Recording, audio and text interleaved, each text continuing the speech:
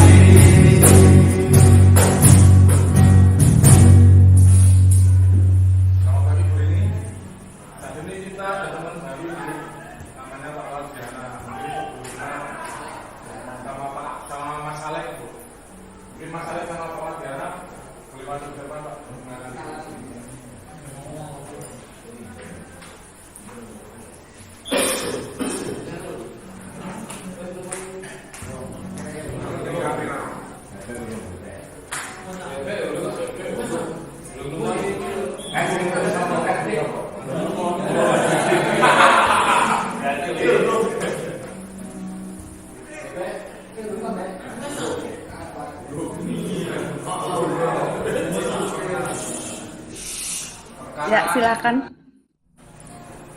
Saya Adriana, umur 91 tahun. 61 tahun. 61. Ya, 61. Perkenalan, nama saya Ali Setiawan, umur 45 tahun. Sudah berapa lama? 1 bulan. 1 bulan. Semuanya 1 bulan. 25 hari. Ada yang 5 hari. Oh, Bapak yang 5 hari. Baik.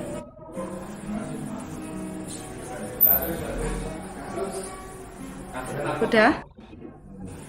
Penganiayaan. Penganiayaan. Selama ini bergabung di gereja mana? Saya di Parapeng Kediri. Ya.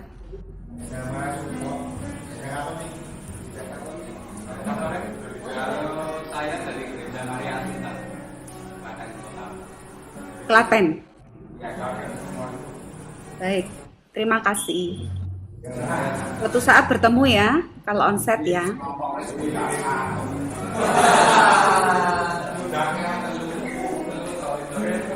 Kita kembali mungkin sebelum kita lanjut ibadah, kita teman-teman dari Bekasi.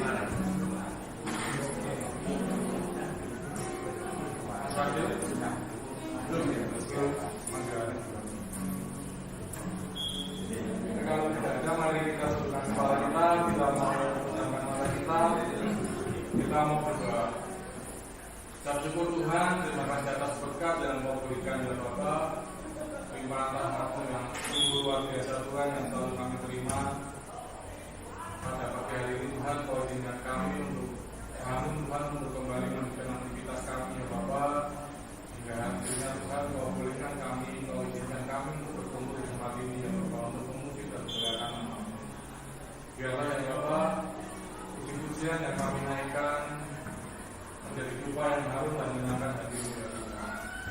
Ya Bapa, saat ini kami ingin menyerahkan hidup kami Tuhan pada hari ini ke tangan kuasa-Mu. Biarlah Kau sendiri yang menggembala hidup kami hari ini ya Bapa. Dan saat ini kami siap beribadah Tuhan, kiranya Kau berkati ibadah pada pagi hari ini dan berjalan lancar, dan biarlah kiranya Kau akan hadir di tengah-tengah kami Tuhan untuk urus kami ya Bapa, waktu kami, kiranya Kau buka pikiran kami Tuhan, telinga kami dan hati kami, agar kami mampu menerima firman yang akan disampaikan oleh Ibu ini ya Bapa.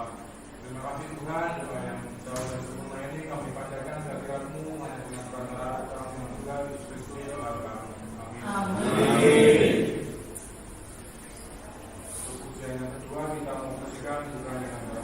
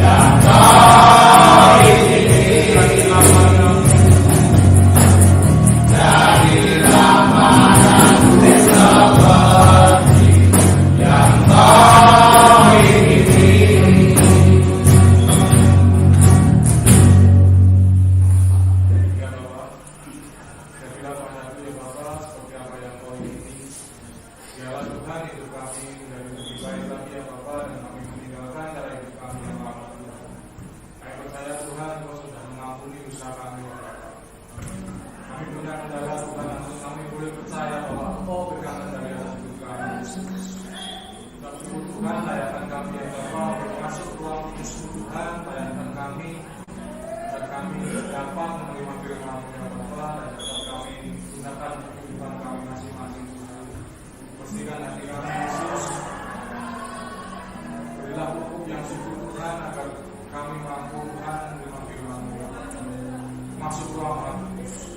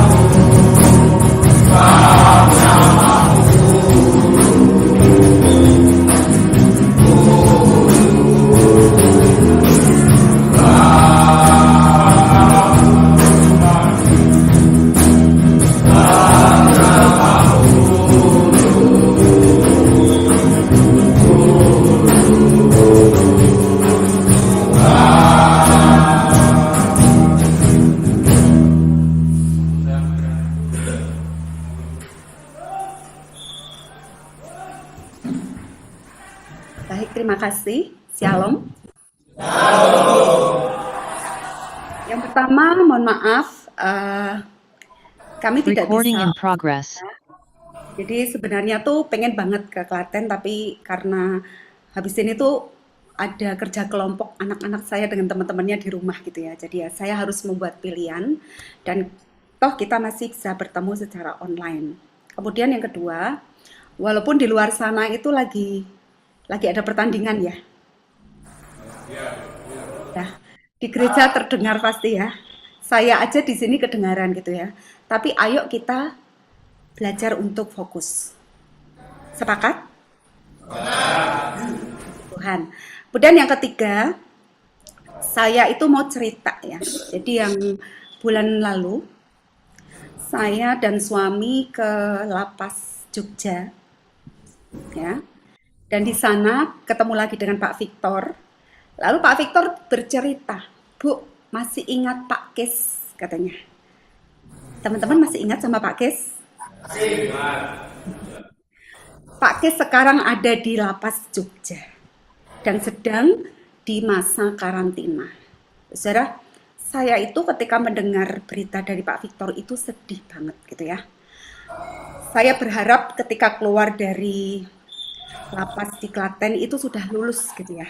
Ujiannya sudah lulus, tapi ternyata masih harus masuk lagi di tempat yang sama. Walaupun berbeda suasananya. Nah, ini yang membuat kesedihan hati saya, sehingga ada satu tema yang ingin kita gumuli bersama gitu ya. Temanya adalah menjaga kemurnian hati. Mengapa tema ini saya angkat? Karena apa? Karena segala sesuatu itu awal mulanya dari mana? Yang keras dong. Awal mulanya dari mana?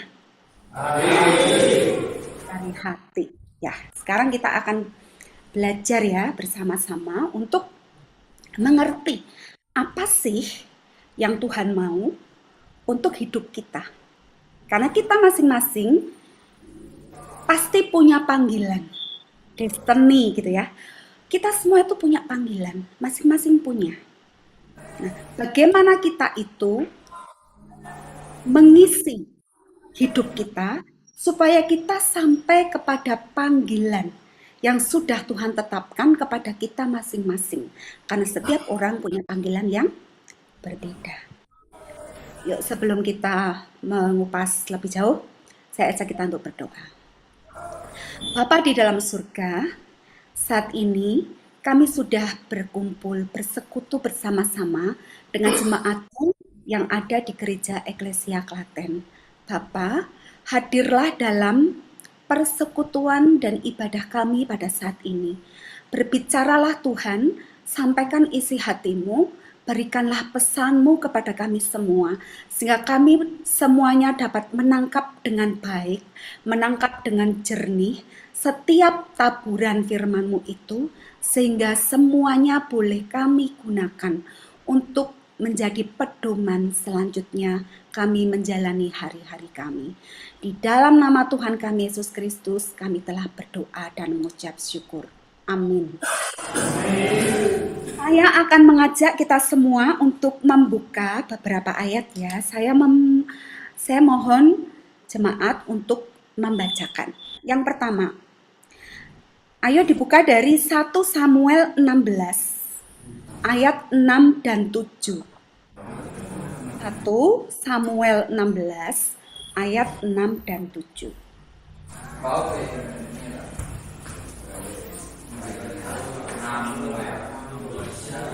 Yes, sudah ketemu belum?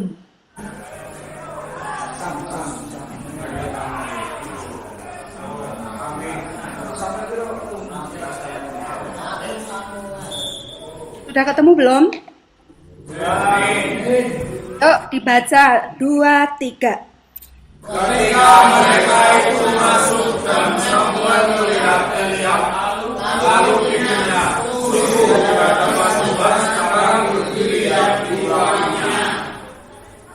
Tetapi berfirmanlah Tuhan kepada Samuel, janganlah pandang ke arahnya atau apa yang tinggi, sebab aku telah menolaknya. Bukan yang melihat manusia yang dilihat Allah. Manusia melihat apa yang ada di depan mata, tetapi Tuhan melihat hati. Yes, sampai di sini perlu digarisbawahi untuk kalimat yang paling bawah ya. Saya bacakan ya. Manusia melihat apa yang di depan mata, tetapi Tuhan melihat apa? Hati.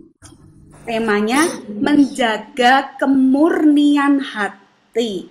Supaya Tuhan tetap melihat hati kita, ya, kita harus menjaga kemurniannya. Sampai di sini sepakat? Amin. Saudara, Ini adalah peristiwa ketika Allah mengutus Nabi Samuel untuk mengurapi, ya. Jadi pada waktu itu umat Israel itu pengen punya raja gitu ya. Pengen punya raja. Nah, kemudian Samuel itu diutus untuk mengurapi salah satu anaknya siapa? Isai. Nah, ketika Nabi Samuel itu sudah tiba ke rumahnya Samuel, ya, satu kalimat dari ayat 6. Coba kita perhatikan. Ketika mereka masuk dan Samuel melihat siapa? Eliab. Sungguh, dia bilang gini, sungguh di hadapan Tuhan sekarang berdiri yang diurapinya. Dari kata-kata ini kita melihat ya, pasti Eliab ini ya, parasnya itu paling mencolok di antara saudara-saudara yang lain. Dia disebut tinggi, gagah, cantik, elok gitu ya. Jadi dia tuh digambarkan sebagai sosok seperti pahlawan yang gagah berani gitu ya. Sampai akhirnya kemudian Nabi Elia itu apa ya, mulai tertarik gitu. Ini pasti yang Tuhan urapi gitu ya. Tapi di ayat 7 di bagian akhir ya, Tuhan itu mengatakan bukan dia. Ya. Ada satu lagi nanti gitu kan. Bukan dia. Kemudian kita melihat bukan yang dilihat oleh mata manusia, tetapi Tuhan melihat hatinya. Nah, kita tahu kemudian dari cerita berikutnya ya, ternyata yang dipilih itu siapa? Daud. Sementara kalau secara paras, Daud itu pasti jauh dari kakak-kakaknya. Dia hanya seorang apa? Gembala domba. Dia hanya menggembalakan domba yang jumlahnya berapa? 2 atau 3 ekor saja, bukan kawanan domba yang gede gitu ya, yang banyak itu enggak, cuma 2-3 ekor domba. Tapi justru dari situ Tuhan itu melihat hatinya Daud. Dia begitu sayang kepada dombanya 2-3 ekor itu, sampai-sampai ketika ada singa yang mau menyerang, binatang buas yang mau memakan dombanya itu, dia berjuang setengah mati untuk menyelamatkan, walaupun nyawa Daud itu menjadi taruhannya. Itu adalah hati yang dilihat oleh Tuhan. Nah, saudara, hati itu penting untuk diurusi. Kalau kita orang Jawa ngomongnya lebih mantep ya. Ngopeni ati itu penting gitu ya. Sangat penting. Dan ini adalah suatu keharusan. Bagi siapa? Bagi orang-orang yang percaya. Hati itu harus dijaga supaya tetap bersih. Tidak menjadi keruh. Ya. Hati itu harus bersih. Sekarang dibuka. Matius 5 ayat 8. Matius 5 ayat 8. Sudah ketemu? Amin. Ya, dibaca lagi ya. 2, 3. Berbahagialah orang yang suci hatinya, karena mereka akan melihat Allah. Nah, tadi yang pertama, dari ayat yang pertama tadi ya, di awal, ada satu kalimat mengatakan Tuhan itu melihat hati. Nah, yang kedua ini sebaliknya. Nggak hanya Tuhan yang melihat hati, ya, tapi kita juga bisa melihat siapa? Allah. Saudara, kalau hati kita itu bersih, hati kita itu suci, hati kita itu jernih, kita itu bisa melihat Allah. Loh Bu, bagaimana caranya aku melihat Allah Bu? Enggak ketok Bu gitu ya maksudnya. Enggak bisa kelihatan Bu, Allah itu kan roh. Kita tuh selalu punya 1000 macam alasan gitu ya untuk mengatakan sesuatu gitu. Melihat Allah itu dari apa? Dari banyak hal. Ya. Tuhan itu akan menunjukkan kepada kita banyak hal yang di dalam hal-hal itu atau dari orang lain atau dari siapapun, kita tuh bisa melihat Allah dari apanya? Perbuatan-perbuatannya. Saudara, apa itu arti kata suci? Suci sama murni sama nggak, Bu? Ya, kira-kira sama. Secara bahasa aslinya ya, kita kalau Alkitab Perjanjian Baru itu kan bahasa aslinya dari bahasa Yunani ya. Dari bahasa Yunani, suci itu artinya apa? Kataros. Kataros itu apa? Kataros itu jernih, bersih, tidak ada campurannya. Yuk kita membayangkan ya, dalam satu gelas kaca, kita isi air yang bening, kita pasti akan melihat sesuatu yang jernih, betul? Jadi kalau ada sesuatu di dalam gelas itu selain air itu pasti akan kelihatan. Jernih, bening, atau tidak ada campurannya. Itu namanya suci. Ya. Secara gampangnya gini, hati yang murni, hati yang suci itu artinya kita itu tidak munafik gitu loh. Ngerti ya maksudnya nggak munafik ya? Apa yang keluar dari mulut kita, apa yang keluar dari perkataan kita, apa yang keluar dari sikap, tindakan, perbuatan kita itu, ya, itu sama. Jadi yang dipikirkan dengan yang dilakukan itu sama. Itu namanya tidak munafik. Itu namanya murni. Berbeda kalau gini, kita itu ngomong baik, ramah, oh inggih, gitu-gitu ya. Kalau orang Jawa kan gitu. Di depannya manis, tapi ternyata di sini tuh masih menyimpan marah, menyimpan iri, menyimpan dendam. Itu namanya campuran, tidak murni, dan itu namanya munafik. Paham ya sampai di sini ya? Yes. Jadi murni itu yang di dalam dan apa yang nampak di luar itu sama, tidak pura-pura. Nah, saudara-saudara, sekarang mengapa hati itu harus dijaga? Sebelum ke sana ya, gini. Kita kembali kepada peristiwanya Daud. Daud itu sebelum menjadi raja di Israel itu sudah diurapi berapa kali? Ada yang tahu? Tahu nggak? Waktu Samuel datang, kemudian dia mengatakan kepada Isai, ini Daud yang nanti akan menjadi raja Israel, kemudian dia diurapi. Apakah setelah itu dia langsung jadi raja? Ya nggak? Ayo ketahuan nggak baca Alkitab. Setelah itu apakah Daud langsung menjadi raja? Tidak. Yuk sekarang dibaca dulu 1 Samuel 16 ayat 13. 1 Samuel 16 ayat 13.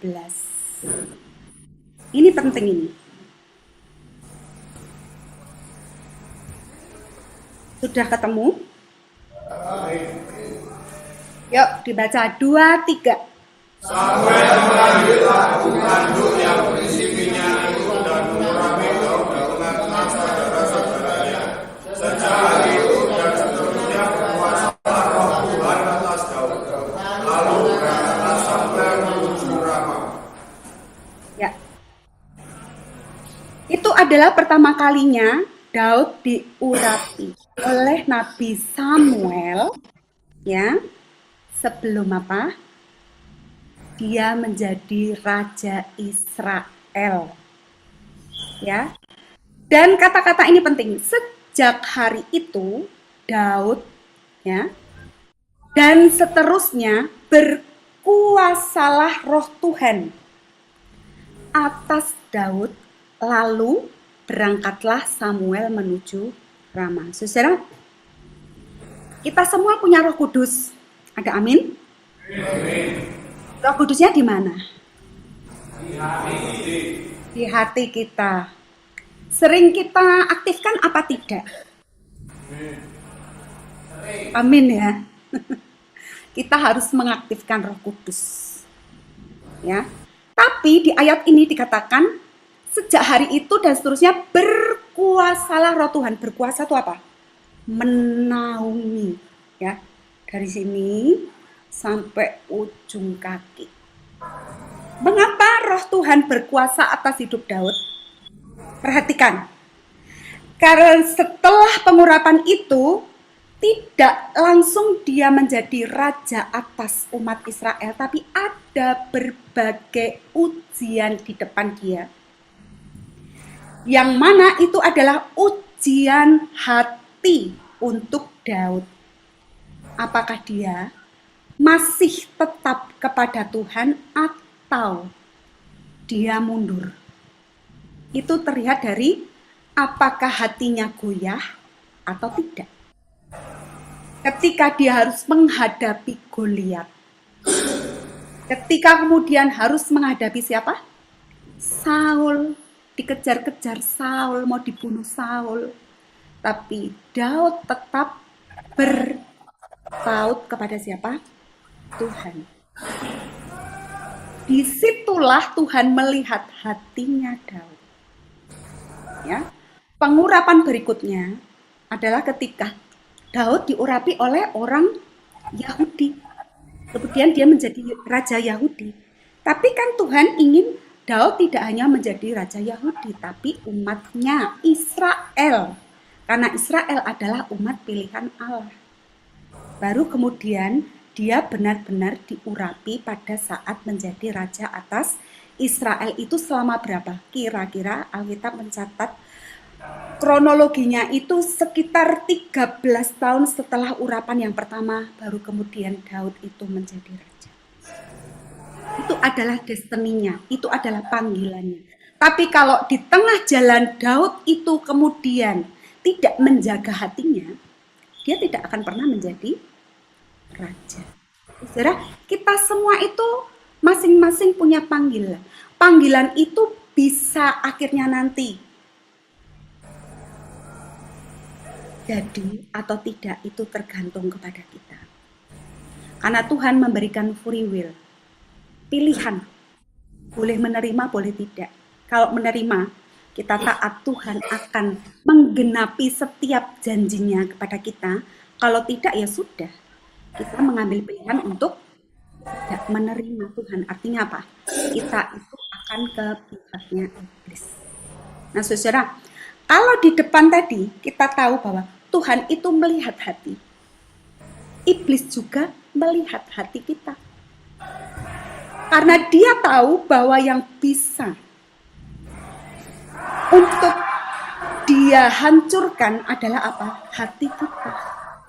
Karena kalau iblis melihat hati kita itu benar-benar dekat sama Tuhan gitu ya, misalnya ceritanya Ayub gitu ya. Bagaimana caranya iblis itu menghancurkan hatinya Ayub supaya dia berpindah ke lain hati, ya, ke lain hatinya Tuhan. Nah, tinggal bagaimana kita mau menjaga atau tidak. Nah, kenapa hati harus dijaga? Coba dibaca Amsal 4 ayat 23. Amsal 4 ayat 23. Ayat yang sangat sering kita dengar ya. Sudah ketemu? Yuk, 2, 3.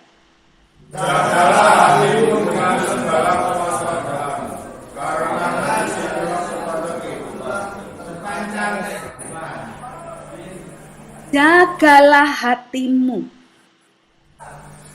Menjaga kemurnian hati. Jagalah hatimu dengan segala kewaspadaan. Kenapa waspada? Karena iblis juga melihat hati kita yang ingin terus mengintimidasi hati kita supaya hati kita tidak murni lagi. Karena apa? Dari situlah terpancar kehidupan. Saya menggambarkan gini. Hati ini seperti sumber. sumber mata air misalnya ya. Kalau sumber mata air itu bagus, ya, yaitu keluar airnya tuh jernih, pasti air itu bisa untuk dinikmati, dikonsumsi begitu ya, oleh umat manusia. Saya mengambil contoh, ya, saya mengambil contoh. Saya itu lahir di Wonosobo, ya. Di Wonosobo itu ada sumber mata air yang dulu waktu saya kecil itu tempat untuk berenang. Tempat untuk berenang, tapi dia itu ada sumber mata air yang apa ya, membual-bual gitu, yang gede banget, tapi itu benar-benar air air mata air gitu kan. Nah, sampai akhirnya ada sebuah perusahaan air minum mengambil tempat itu kemudian sekarang menjadi salah satu sumber eh, untuk brandnya gitu ya, untuk menjual air mineral. Nah, kalau mata air itu bersih, ya pasti yang keluar itu bersih, bisa dinikmati, dan itu membangun dan bermanfaat. Betul?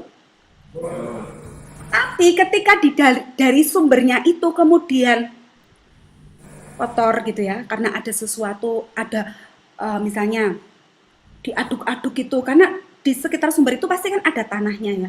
Kalau itu kemudian diaduk-aduk, kemudian apa ya namanya, ya manusia tuh kan kadang-kadang bisa ya mengatur untuk diaduk-aduk apa itu kan pasti lumpur-lumpurnya akan keluar. Pasti sumbernya itu akan menjadi bersih lagi tidak?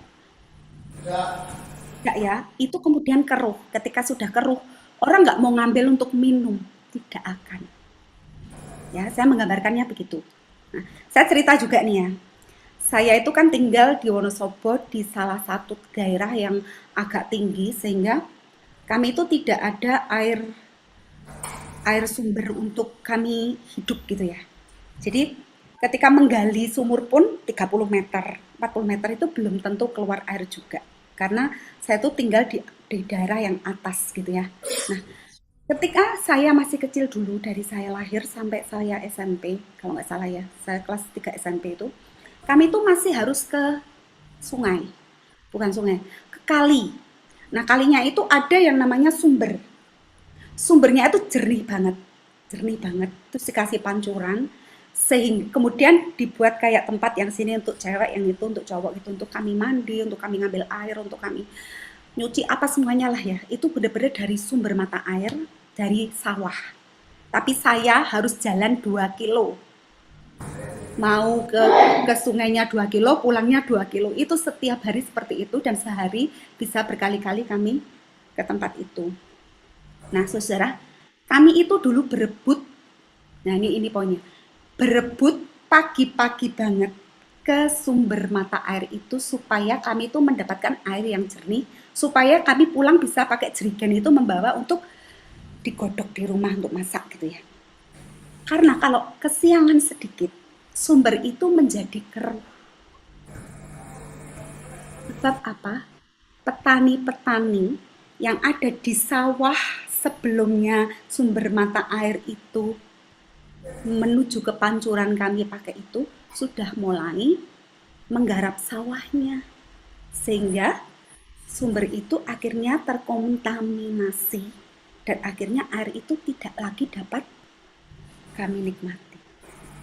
Ini adalah sebuah contoh ilustrasi ya dari kehidupan nyata. Ketika sumber itu sudah menjadi keruh, semuanya itu tidak akan ada artinya. Begitu juga dengan hati. Kalau hati kita itu murni, apa yang keluar dari hidup kita pasti akan menjadi berkat bagi sesama kita. Amin. Tapi sebaliknya, kalau sumber hati kita ini sudah keruh, ya, orang mau lihat kita pun males. Tidak menjadi berkat, ya, tidak menjadi berkat bagi orang lain, dan untuk kita sendiri justru menjadi kutuk. Ya, nanti dipelajari dari Ulangan 28, yaitu berkat dan kutuk. Nah, saudara, saya ingin menunjukkan gini, ketika sumber itu tidak dijagai dengan baik, maka sumber itu akan menjadi keruh. Hati yang keruh itu disebut dengan hati yang dipenuhi dengan apa?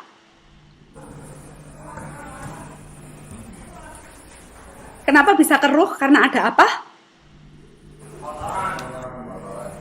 Kotoran. Kotorannya itu apa?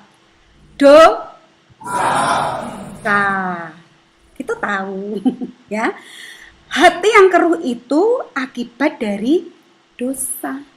Dan dosa itu ya terjadi ketika manusia itu tidak taat dengan Tuhan. Peristiwa Adam dan Hawa. Karena manusia pertama tidak taat, akhirnya manusia berdosa. Putus hubungan antara manusia dengan Allah. Tapi Allah kasih sehingga Tuhan ingin mengembalikan hubungan yang sudah terputus itu dengan kehadiran Tuhan Yesus. Ya, Yesus hadir untuk menyelamatkan kita yang tadinya itu sudah terputus dengan Allah. Dengan apa? Matinya di atas kayu salib. Tapi iblis itu mengambil kesempatan, mumpung masih ada kesempatan sebelum kita bersama dengan Tuhan, dia akan terus mengintimidasi kita dengan apa? Dengan rayuan-rayuannya, ya, dengan memikat kita melalui apapun di dalam hidup kita, supaya kita itu ke-distract, supaya kita itu melihat ke iblis, walaupun mungkin kita tidak sadar. Jadi saudara, iblis itu tidak tertarik dengan parasmu, dia tidak tertarik dengan jabatanmu, dia tidak tertarik dengan kamu itu ganteng apa cantik, tidak tertarik dengan kebaikanmu apapun itu, dia tidak tertarik dengan itu semua. Dia hanya tertarik dengan hatimu supaya hatimu itu menjadi keruh, kita tidak murni lagi sehingga iman kita gugur. Di Amsal tadi dikatakan, ya, jagalah hatimu terhadap segala kewaspadaan, karena dari situlah terpancar kehidupan. Kita tidak akan mendapatkan kehidupan lagi jika hati kita tuh tidak dijaga. Kita harus waspada dari pengaruhnya iblis. Nah, mengapa hati? Karena kenapa disebut sumbernya itu hati? Ya, karena apa yang di dalam hati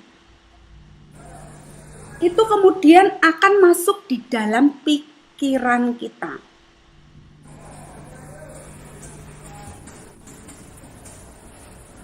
Habis itu bisa kemudian menjadi sebuah perkataan. Dan tidak hanya sekedar perkataan, kadang kemudian terlihat dari apa yang kita perbuat dan kita lakukan. Sehingga pada akhirnya itu kemudian menjadi karakter kita. Contoh, hatinya itu kalau melihat orang berhasil itu tidak suka.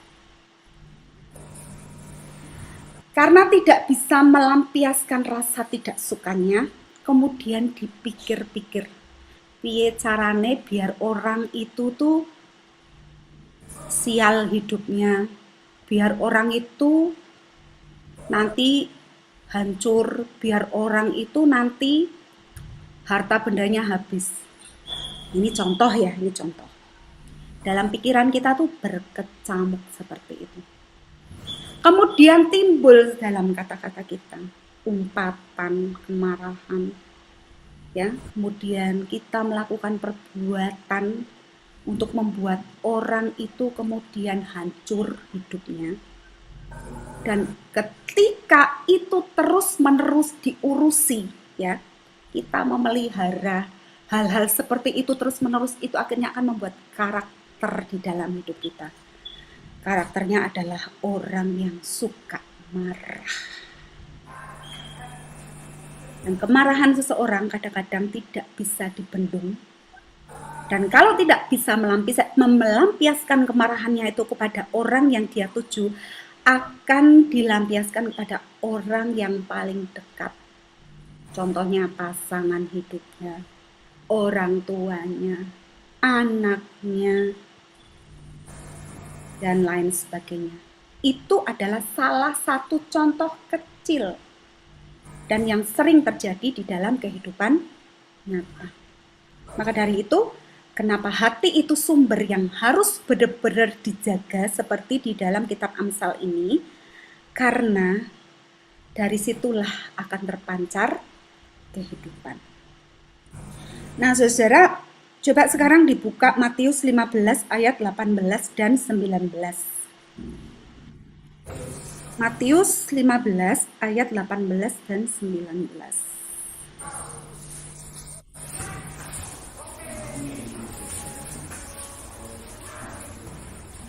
Ada ayatnya ya, jadi Bu Rini tidak cuma ngomong ini. Sudah ketemu? Yuk, 2, 3.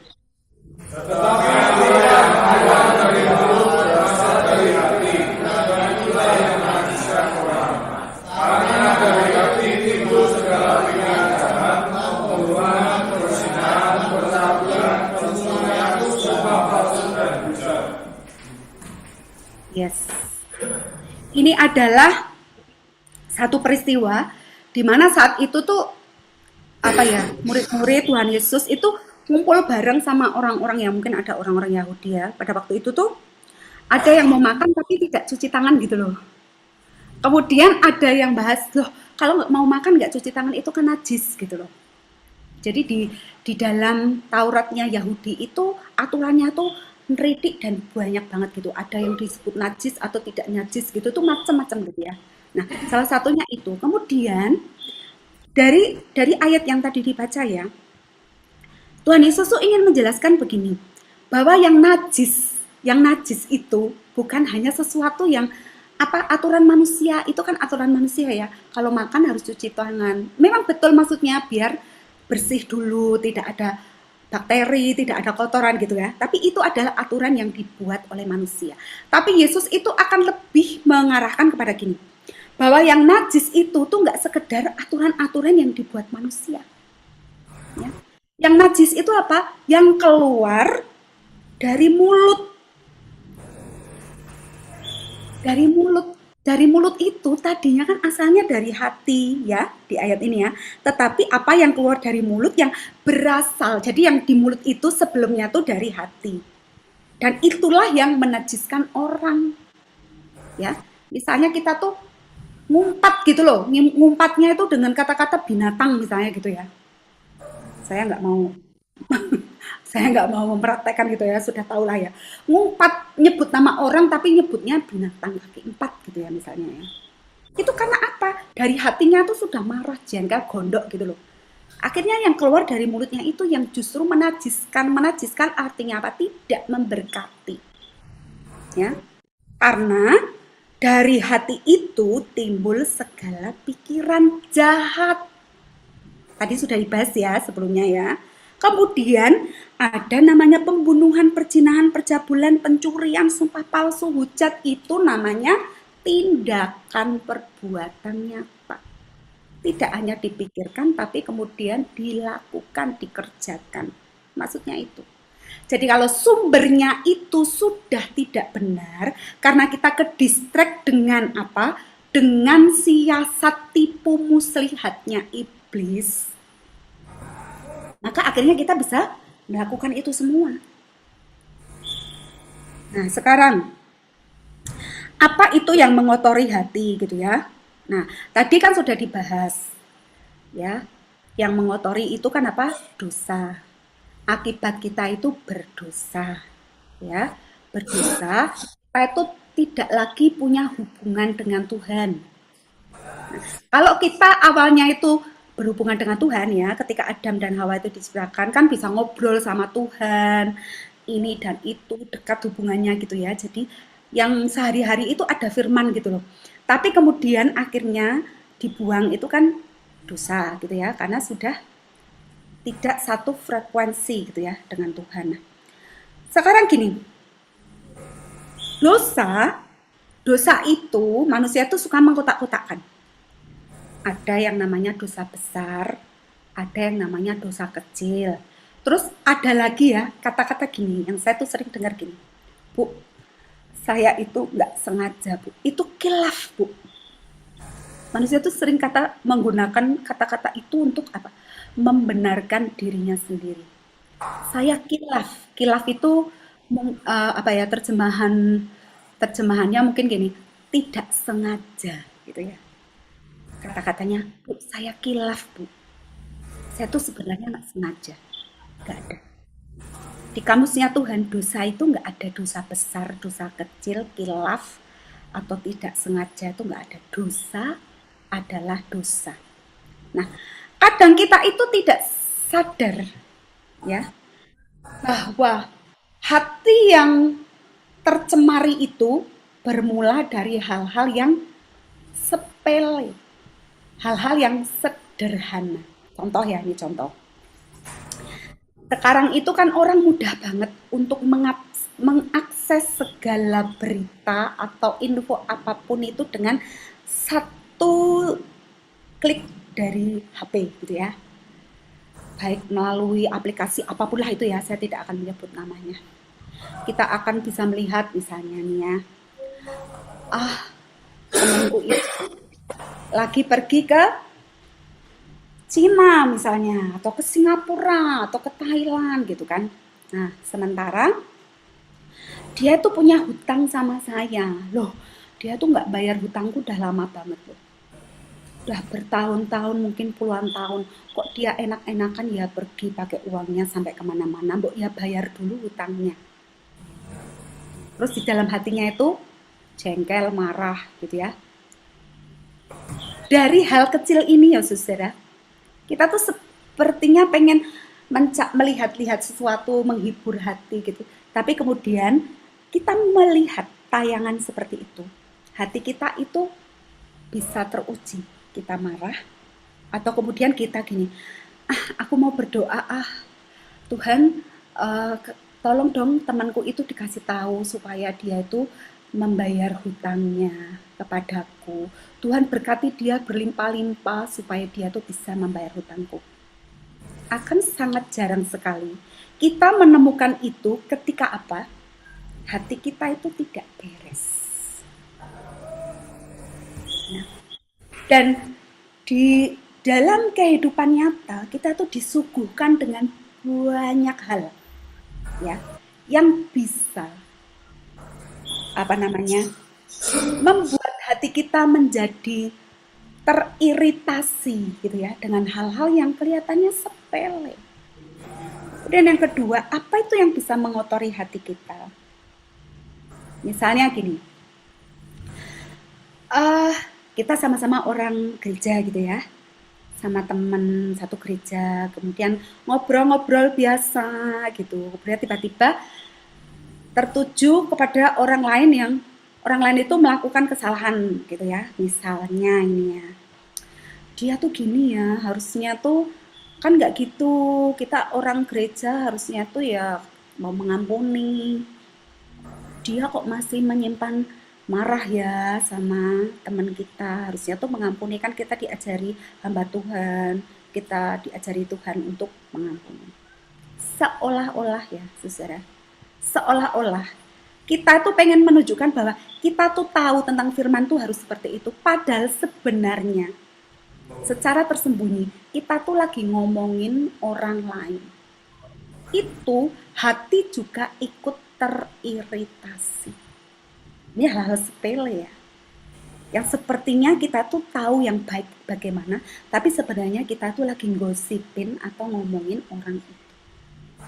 Contoh lain, misalnya ada orang yang jengkel kayak gitu ya, membuat kita tuh jengkel gitu. Dan orang itu nggak cuma jengkel ketika kita lihat, tapi ternyata sudah mengenai kita, misalnya menyakiti kita. Berarti yang salah kan orang itu, ya. Tapi pendeta bilang gini, ampunilah temenmu itu. Bahkan Tuhan Yesus mengatakan, ampunilah musuhmu. Terus kita gini, lawang dia yang salah kok. Aku yang benar kok. Aku suruh ngampuni. Itu adalah contoh lagi bahwa hati itu sudah tercemar atau teriritasi, dan memang tidak mudah untuk kita itu menjagai kemurnian hati kita. Bahkan ini ya, secara tidak langsung ketika kita itu sebagai orang yang ikut aktif dalam pelayanan apapun itu ya, main musik, worship leader, atau kemudian asers gitu ya, yang menyambut teman-teman yang datang, atau yang mencatat, oh dia datang, dia enggak, gitu-gitu ya. Apapun itu bentuk pelayanannya.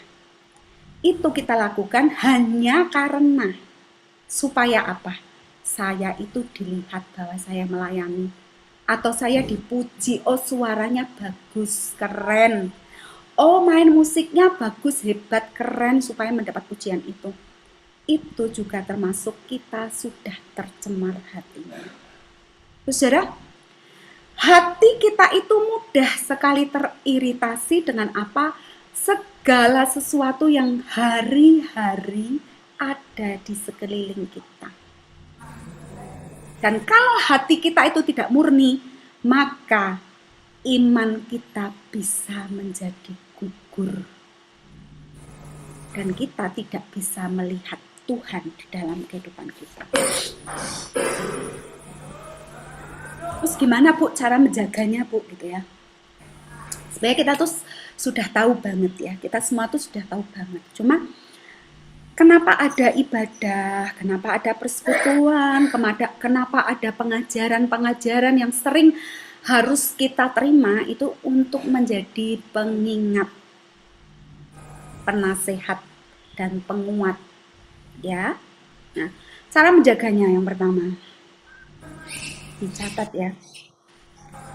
Kita itu harus mau untuk dibongkar. Ya. Kita bayangkan dalam satu rumah ya, ada gudang gitu ya. Gudang itu isinya macam-macam. Kita mau nyari barang, kalau gudangnya itu tidak dibongkar dulu, kita tuh nggak akan ngerti, karena kadang-kadang lupa, kecuali kalau udah ditulis ya, di kardus ini namanya apa gitu ya. Kemarin tuh saya sama suami itu lagi nyari sesuatu gitu, kelihatannya di sini, tak bongkar nggak ada, kelihatannya di sana, sampai sekarang belum ketemu gitu ya.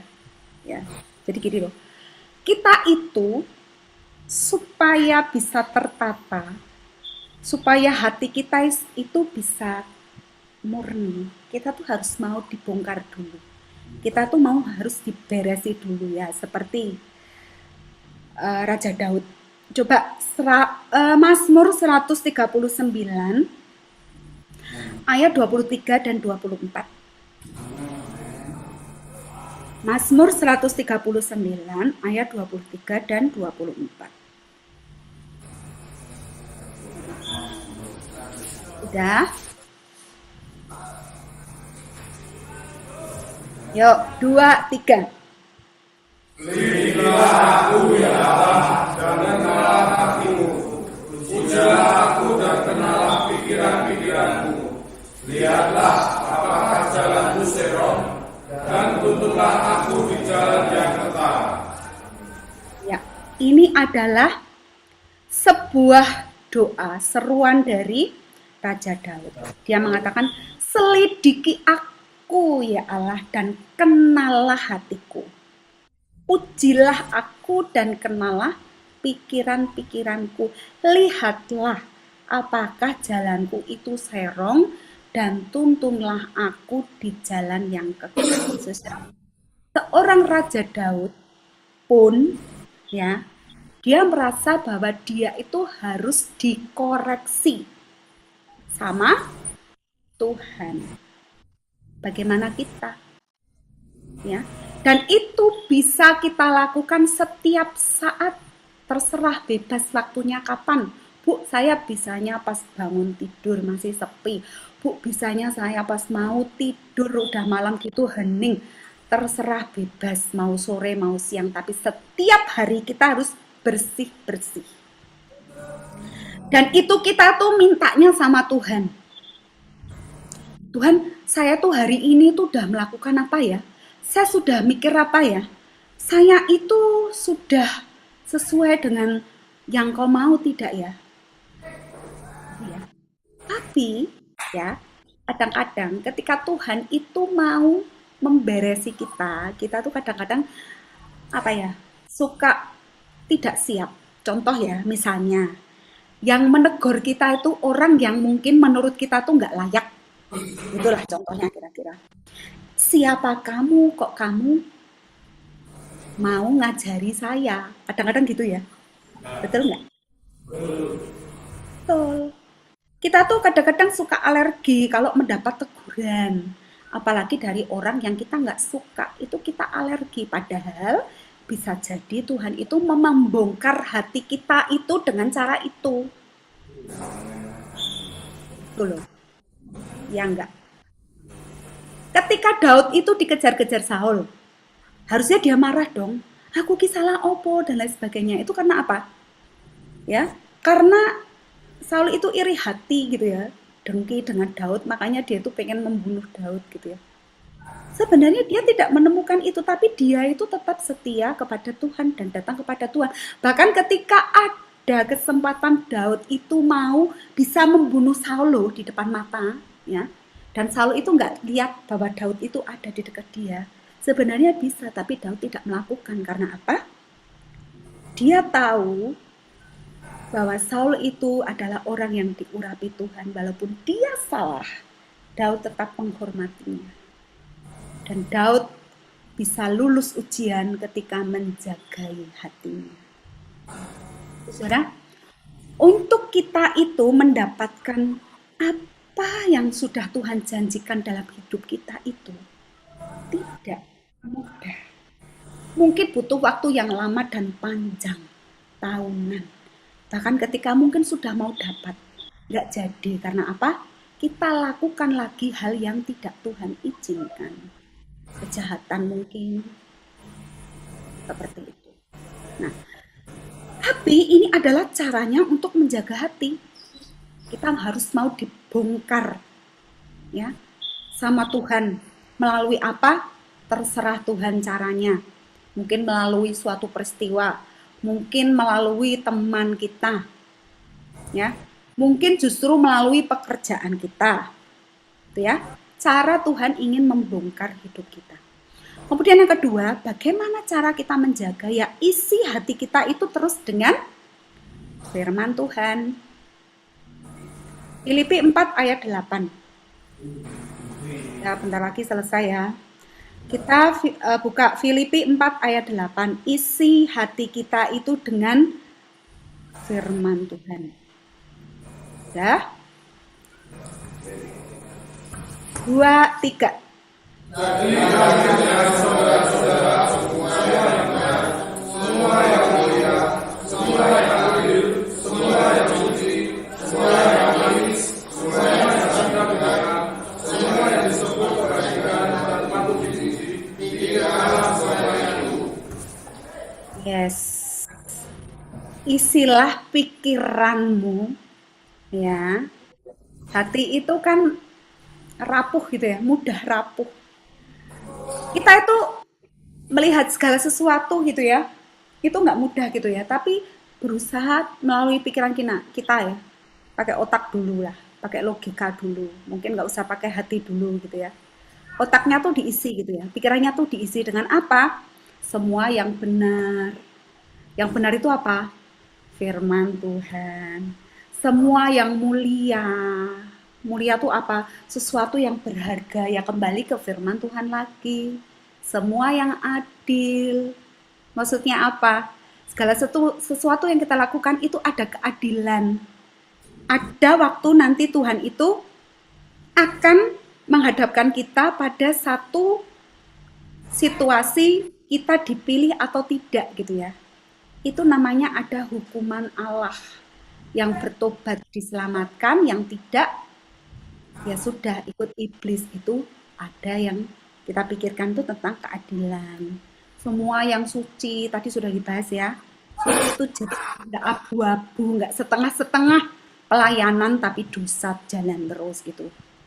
Semua yang manis, semua yang sedap didengar. Jadi kita tuh pikirannya tuh diisi mendengarkan firman, mendengarkan puji-pujian gitu ya, bukan mendengarkan gosip celotehan yang tidak penting gitu ya. Itu semua sudah tertulis ya dari Filipi 4 ayat 8. Isilah pikiran-pikiran dengan itu.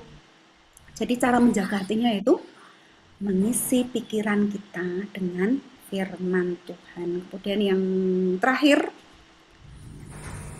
jagailah pintu masuknya. Maksudnya apa? Coba baca Ayub 31 ayat 1. Ayub 31 ayat 1.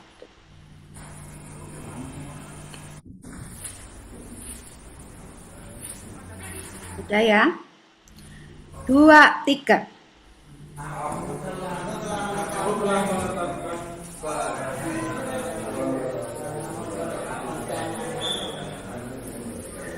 Aku telah menetapkan syarat bagi mataku.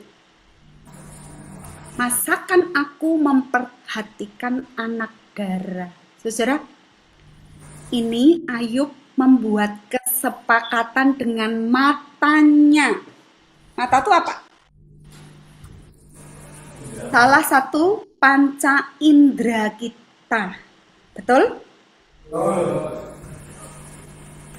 Sebelum saya lanjutkan, satu ayat pendukung dibaca. Matius 5 ayat 28. Matius 5 ayat 28 ini ayat terakhir ya.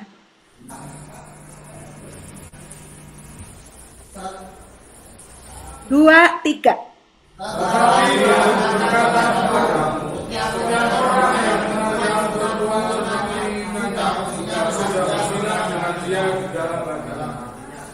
Ya, tadi di dalam kitab Ayub, Ayub itu membuat kesepakatan dengan matanya.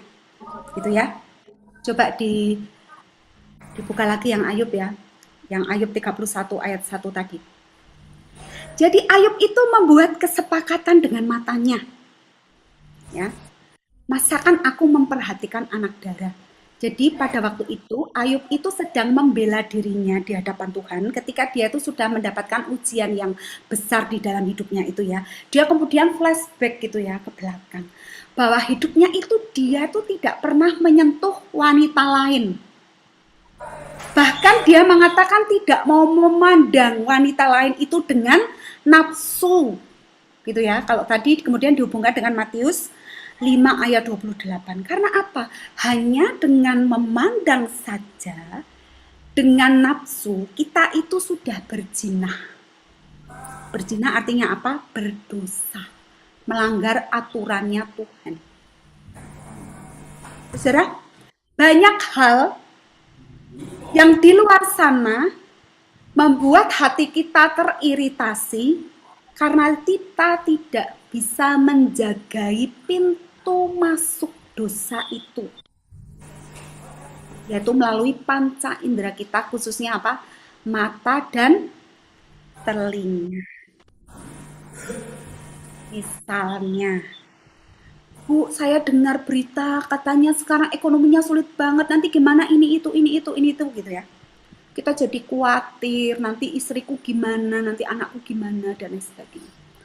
Kita itu kemudian hati kita itu tercemari dengan pikiran-pikiran yang nggak penting gitu loh.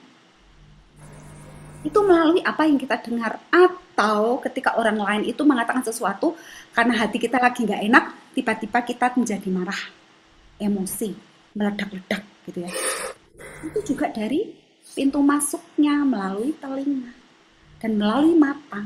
Kadang contoh, ketika berada di tempat yang belanja yang banyak promonya gitu ya, kelihatannya murah banget gini-gini, harusnya tidak butuh untuk belanja, akhirnya kalap matanya, pengen belanja ini itu, akhirnya uang untuk 1 bulan habis ya. Manusia itu mudah sekali untuk terpengaruh melalui panca indera kita sebagai pintu masuk. Karena itu jagailah uratu waktu berdoa. Tuhan jagai mataku, Tuhan jagai telingaku, pikiranku, hatiku, gitu ya.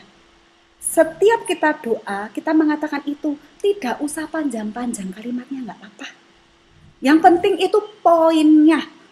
Tuhan jagai tanganku, biar tanganku ini terus bersih. Karena siapa bisa masuk ke gunung Tuhan, hanyalah orang yang murni hatinya dan yang bersih tangannya. Tangannya bersih dari yang namanya kejahatan. Tindakan-tindakan yang Tuhan tidak suka. Hati adalah kita itu fokusnya hanya kepada Tuhan, tidak kepada dunia. Sampai di sini diberkati. Saya akan selesai. Saya berharap kita semua diingatkan melalui pesan-pesan dari firman Tuhan tadi ya. Supaya kita terus menjagai hati kita untuk murni. Sehingga apa? Kita bisa melihat Tuhan di sepanjang kehidupan kita meskipun secara data, secara fakta, kita masih dalam belenggu masalah hidup. Ya, supaya kita akan sampai kepada kekekalan. Amin. Ada pertanyaan sebelum saya tutup dengan doa? Ada? Tidak? Baik. Kalau begitu, mari bangkit berdiri. Kita akan tutup ibadah kita. Mari kita berdoa. Bapa di dalam surga, terima kasih untuk kesempatan hari ini kami boleh mendengarkan apa yang Engkau inginkan bagi hidup kami. Tuhan, ajari kami terus untuk tetap menjaga hati kami, memurnikan hati kami, supaya kami terus melihat Engkau, tidak hanya melihat tapi mengalami Tuhan di dalam kehidupan kami, sehingga kami menjadi para saksi-Mu bagi orang-orang yang ada di sekeliling kami, sehingga melalui kami nama Tuhan dikenal, nama Tuhan dipermuliakan, dan banyak berkat dapat kami bagikan kepada orang-orang di sekitar kami. Tuhan terus jagai anak-anak-Mu yang ada di gereja Eklesia, biar sampai kesudahannya mereka akan dikembalikan kepada destiny mereka masing-masing, panggilan hidup yang sudah Tuhan taruh masing-masing di dalam hidup kami, sehingga nama Tuhan juga semakin dipermuliakan. Tuhan berkati setiap orang yang anak-anak-Mu ini tinggalkan untuk sementara waktu. Berkati, jagai, baik pasangan hidup, orang tua maupun anak, atau siapapun yang mereka sayangi. Tuhan memberkati berlimpah-limpah dengan rahmat-Mu yang besar itu. Terima kasih Tuhan, terima kasih. Mohon ampun kiranya ada dosa pada saat kami menerima sabda-Mu. Terima kasih Tuhan, di dalam nama Tuhan kami Yesus Kristus kami telah berdoa dan bersyukur. Amin. Angkat tanganmu, berikan hati kepada Tuhan, kita akan menerima berkat-Nya. Tuhan memberkati engkau dan melindungi engkau. Tuhan menyinari engkau dengan wajah-Nya dan memberi engkau kasih karunia. Tuhan menghadapkan wajah-Nya kepadamu dan memberi engkau damai sejahtera.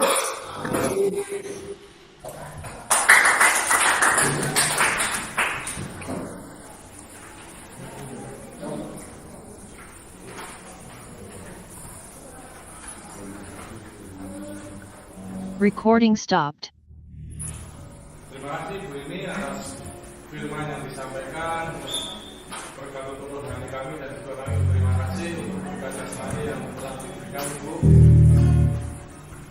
Saat ini kita berdoa untuk Ibu, semoga Tuhan selalu memberkati pelayanan Ibu beserta keluarga.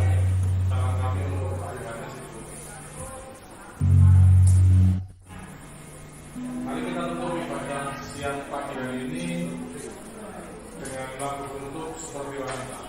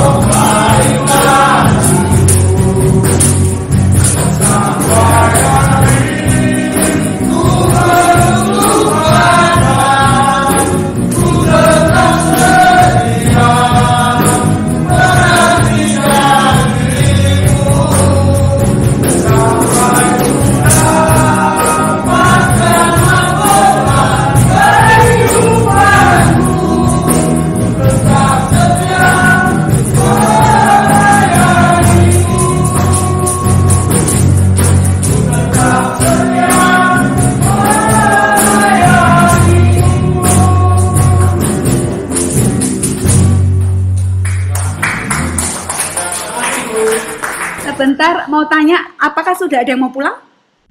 Di bulan ini atau bulan September ada yang mau pulang? Siapa? Siapa? Oh ya, Ko Handi ya. Sama siapa?